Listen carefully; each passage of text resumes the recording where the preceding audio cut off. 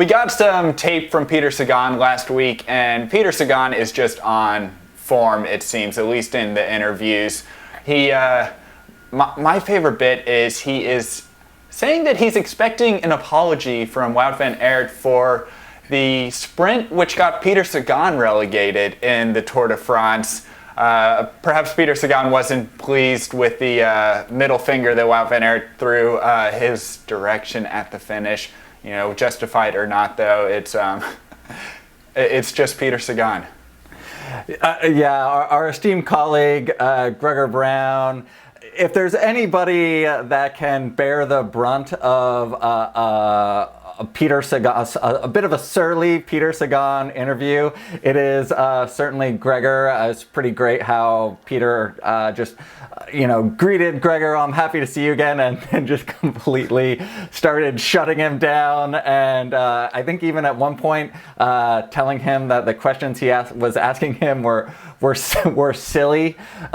It's just classic Peter Sagan media antics, and I think if Peter Sagan is as on form in the 2021 season as we saw him in this preseason interview, we can certainly expect big things from him.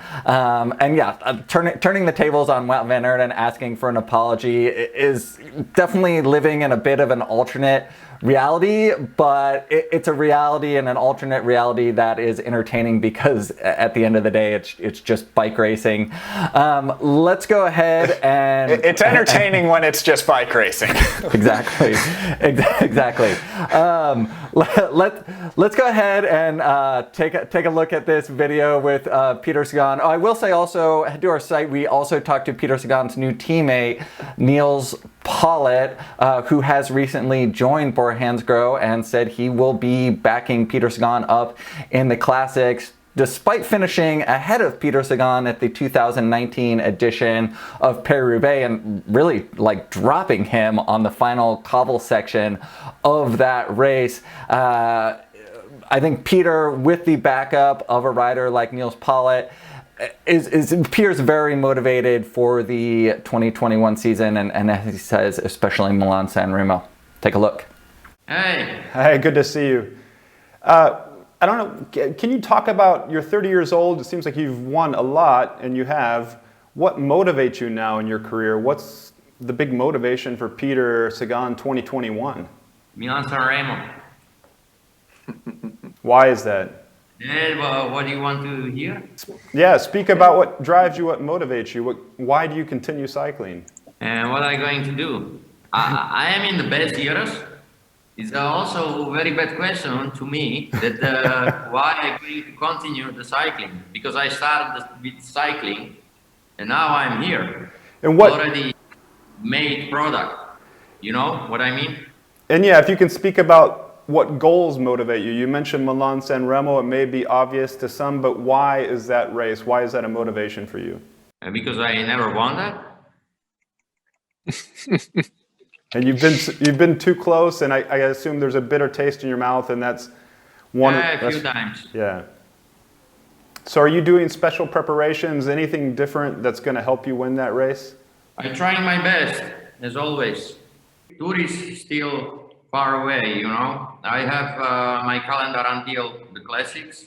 I'm going to do classics, and after we will see what is going to be my schedule. And I think also for Pascal, we will see what is going to be his schedule. But this is only polemics for what you are talking about, and we will see later. Because until now, we are ready for the racing, but we are in a moment and situation then again, not everything, but some races are cancelled, you know. Then we will see what's going to happen next month. You talked about your motivations, Milan-San Remo for 2021. What is the motivation for the Tour de France?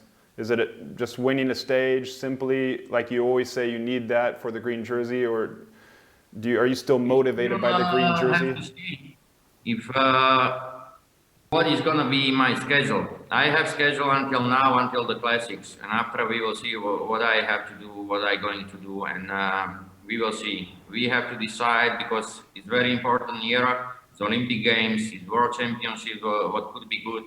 you know, that we are going to schedule that after classics.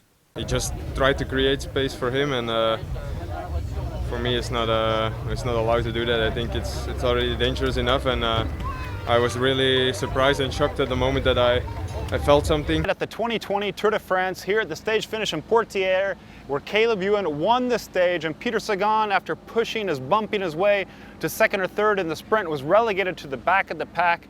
Wout van Aert said he was surprised and shocked by his actions. Oh, well, I did already a lot of things in my career, and I'm still here, and I think I don't have to apologize to anybody, because everybody knows how easy. I think what he did to me, that he should apologize to me. It's okay. I already lived a lot of situations in the cycling, but I never see something like this. And it's okay. I can live with that.